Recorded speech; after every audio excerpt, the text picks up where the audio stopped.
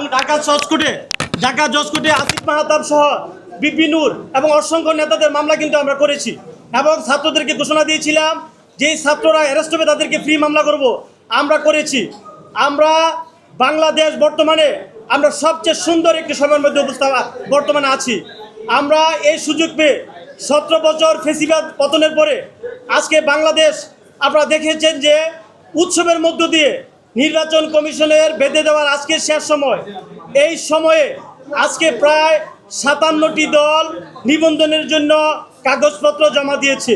তাই আমি এটি খুব আনন্দের সাথে এবং পজিটিভলি দেখছি। বাংলাদেশের প্রত্যেকটি মানুষের রাজনীতি করার অধিকার আছে এবং প্রত্যেকটি মানুষ রাজনীতি করবে। সবচেয়ে আনন্দের এবং মজার বিষয় হলো কোনো দলের দাসত্ব না থেকে মানুষ তার নিজের সেরাটা প্রয়োগ করুক। গণতন্ত্র ডেমোক্রেসির যে মূল আইডিয়া, একটা মানুষ শ্রেষ্ঠ জীবনযাপন করবে। আমরা বাংলাদেশের মানুষ কখনোই ভালো ছিলাম না এবং ভালো থাকার জন্য যে রাজনৈতিক দলগুলো স্বাধীনতার 53 বছরে যে রাজনৈতিক দলগুলো ম্যান্ডেট নিয়ে শাসন করেছে, আমরা কিন্তু নাগরিক হিসেবে আমাদের নাগরিক সেবা মিনিমামও আমরা পাইনি। আমরা নির্যাতিত হয়েছি, আমরা নিষ্পেষিত হয়েছি। তাই বাংলাদেশ বারবারই রক্ত দিয়ে এক নতুন প্রজন্মের গণজাগরণের মধ্যে দিয়ে বাংলাদেশ ঘুরে দাঁড়ায়। এই জুলাই বিপ্লবের পরেও আমরা স্বপ্ন দেখেছি এবং বাস্তবায়ন হচ্ছে যে একটি সুন্দর বাংলাদেশ বিনির্মাণ হবে, যে বাংলাদেশ হবে সত্যিকার অর্থে সকল মানুষের। আমরা নিবন্ধনের জন্য জনতার বাংলাদেশ পার্টি আমাদের সকল কাগজপত্র আমরা জমা দিয়েছি।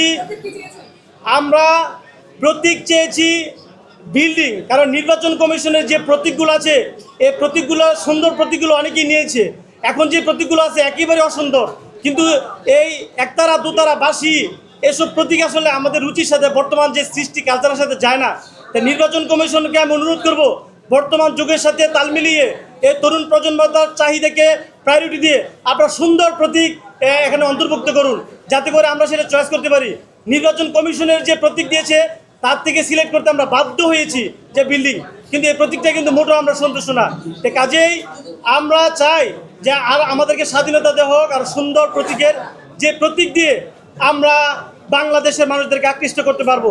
আমি আরেকটা কথা বলছি, আমরা বেশিরভাগ আইনজীবী বাংলাদেশ সুপ্রিম কোর্টের আইনজীবী, ঢাকা জজ কোর্ট সহ সারা বাংলাদেশের আইনজীবীদের সমন্বয়ে এবং সকল শ্রেণীর মানুষের সমন্বয়ে জনতার বাংলাদেশ পার্টি আপনার আত্মপ্রকাশ করেছে।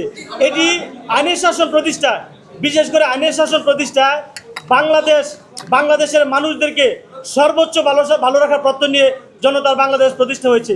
আর যেহেতু আমরা আইনজীবী, আরেকটা কথা বলতে চাই, যেখানে অন্যায় এবং যেখানে স্বৈরাচার সেখানে আমরা শক্তভাবে সামনে দাঁড়িয়ে সত্যের পক্ষে কথা বলে জনতার বাংলাদেশের অঙ্গীকার।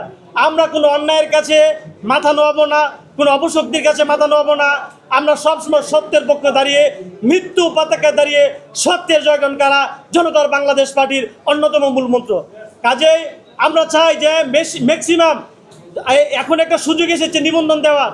আমি চাই অধিকাংশ দলকেই নিবন্ধন দিয়ে দেওয়া হোক, যদি তাদের মিনিমাম কোয়ালিটি বা ক্রাইটেরিয়া ঠিক থাকে। কারণ জনগণ এক দলের কাছে দাসত্ব না থেকে তারা আলাদা দল করে আলাদা নিবন্ধন নিয়ে যার যার এলাকার মধ্যে দিয়ে যদি যোগ্যতার মধ্যে দিয়ে নির্বাচিত হতে পারে, তাহলে সঠিক গণতন্ত্র ফিরে আসবে। কিন্তু আমরা এখনও বাংলাদেশে দেখছি যে আমরা নির্দিষ্ট কোনো দলের দাসত্ব না থেকে সকল দলকে যদি মিনিমাম যাদের কোয়ালিটি আছে তাদেরকে নিবন্ধন দিলে যার যার আসনে নির্বাচন করে তার যোগ্যতা দিয়ে সে পাশ করে অবশেষে সংসদে আসুক, তাহলে প্রকৃত ডেমোক্রেসি প্রতিষ্ঠা হবে। নয়তো আমাদের জুলাই বিপ্লবের যে উদ্দেশ্য সেটি ব্যাঘাত ঘটবে। যে কোনো মানুষ ইচ্ছা করলেই নির্বাচন করতে পারে না, এবং বিশেষ করে নির্বাচনে কোটি কোটি টাকার যে খরচের যে একটা বিধান আছে সেটিকে নিষ্ক্রিয় করতে হলে অধিক রাজনীতি দলকে নিবন্ধন দিয়ে তাদেরকে নির্বাচনের মাঠে সরব অবস্থান তৈরি করতে হবে, তাহলে নির্বাচন করার সুযোগ হবে। আর এই নির্বাচনকে আমি আপনাদের মধ্যে জানাচ্ছি, নির্বাচনে এজেন্ট বাতিল করা উচিত। নির্বাচনের মধ্যে যে এজেন্টগুলো থাকে, এজেন্টের কারণে কিন্তু ভোটাররা ভয় পেয়ে তারা ভোট প্রদান করতে ওই নির্দিষ্ট দলকে বাধ্য হয়।